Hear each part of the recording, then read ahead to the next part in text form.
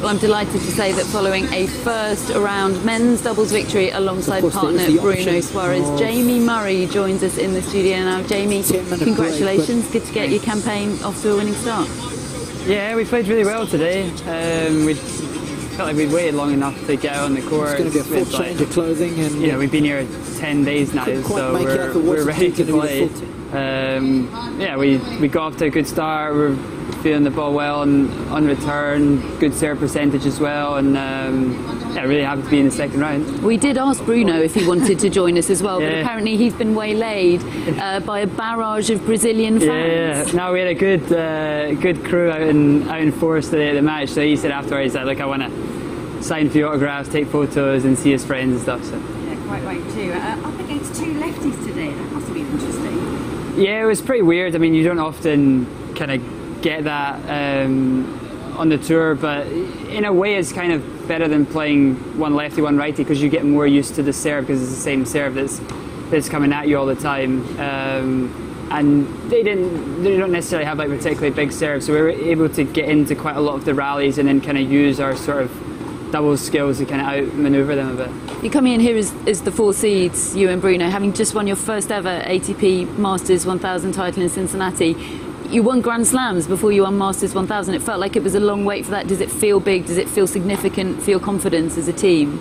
Yeah, I mean, I was super happy to win. I mean, like you said, we'd won Grand Slams together. I think we'd lost 4 Masters finals, done a bunch of semi-finals, but never quite got the win. So, I mean, Bruno had won a couple before we started playing together. So for me, it was a big moment in my career, and like to say that you've won a Masters, pretty big deal in the doubles game. What is the specialness about the chemistry that you have with Bruno? Because you've had your ups and downs, but a lot of the teams come and go and change a little bit, but you two have really stuck together. Why do you think that is? I think we know that, you know, it's a long season, you know, and with like the scoring system and stuff that we play, like, you know, you can go through bad patches just because of that. You know, you lose a few tie breaks and, you know, things can look a lot worse than what they are. And you know, even the first half of this year, we probably didn't do as well as our kind of play maybe deserved.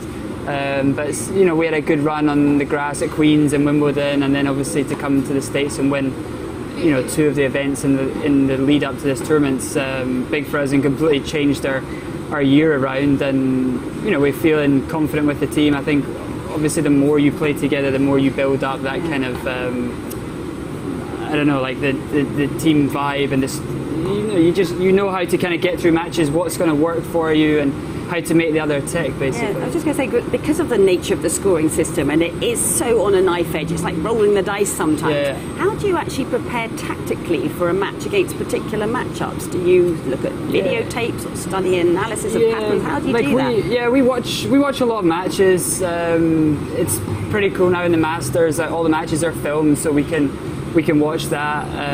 Our coach do a lot of scouting and try to kind of figure out the sort of patterns of play that the other teams like to do, because you know, like, every point counts, and you know, it really does come down to 1 or 2 points every single match, which is stressful.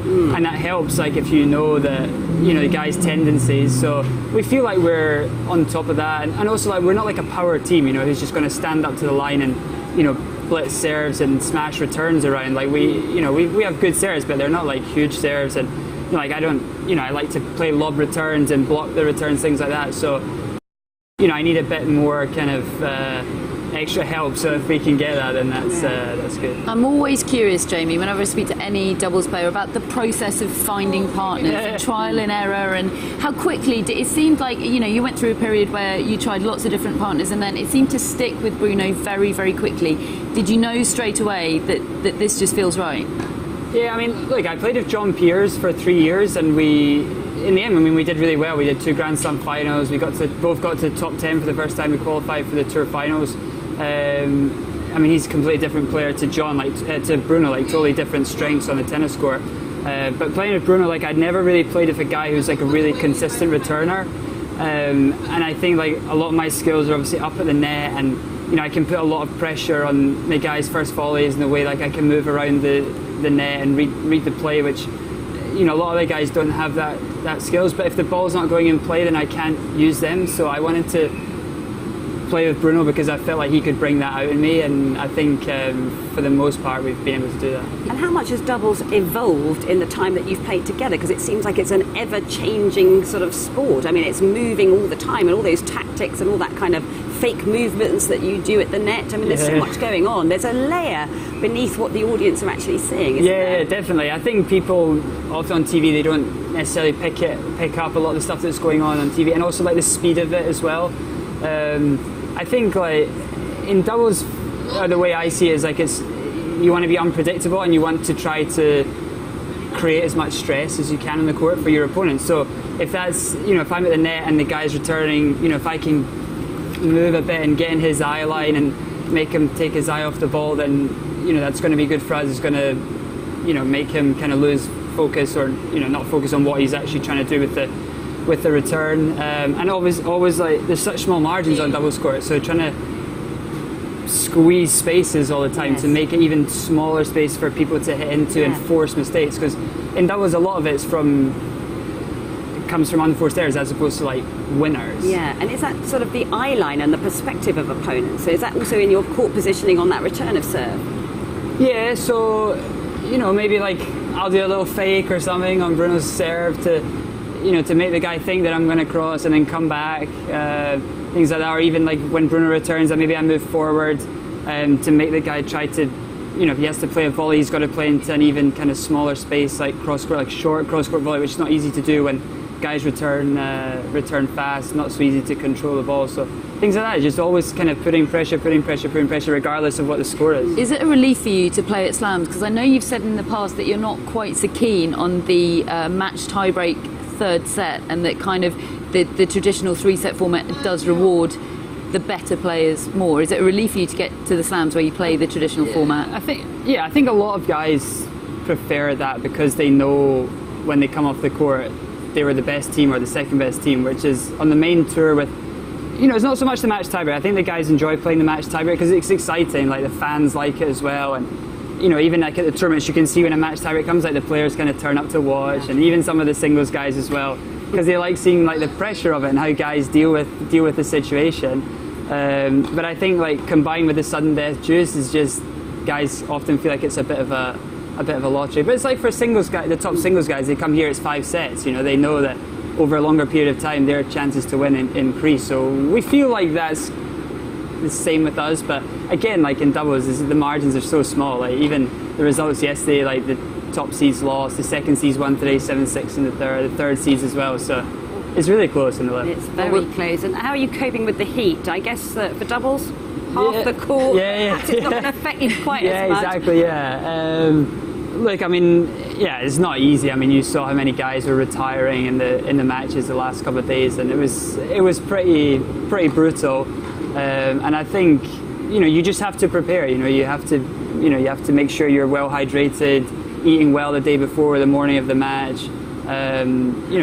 Tick all the boxes basically, and just get out there and compete and do what you can and not waste too much energy. Easier for a Brazilian than for a Scotsman. We ask him one more question before he goes.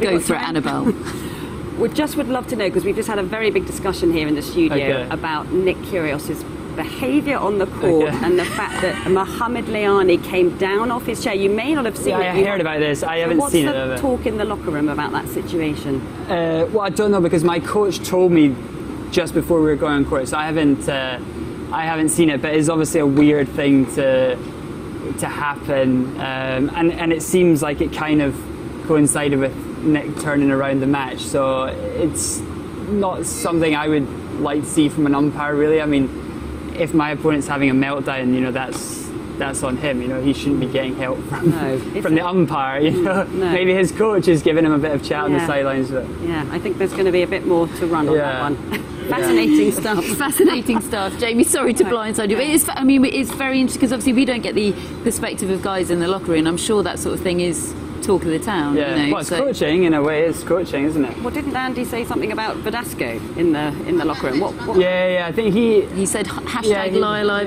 fire, as I recall. I think he thought that he was getting coaching in the set breaks, which I guess you're not allowed to do. No. I didn't even know they actually had that rule until a couple of days ago. But I think it's a good thing, because I mean, the heat was brutal, the humidity and everything. Like, all things considered, like the guys, you know, they use that. You know, they need this tent. Yes, yeah. Got to protect that Scottish skin. Exactly. You're heading off to an ice bath?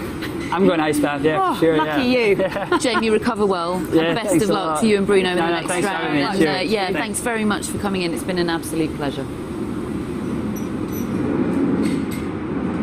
Yeah, a real pleasure to be visited by Jamie Murray. He is through to the second round in the men's doubles alongside partner Bruno Soares. But the heat break out on the grandstand court has been concluded, and that means that Luca Pui and Marcos Bagdatis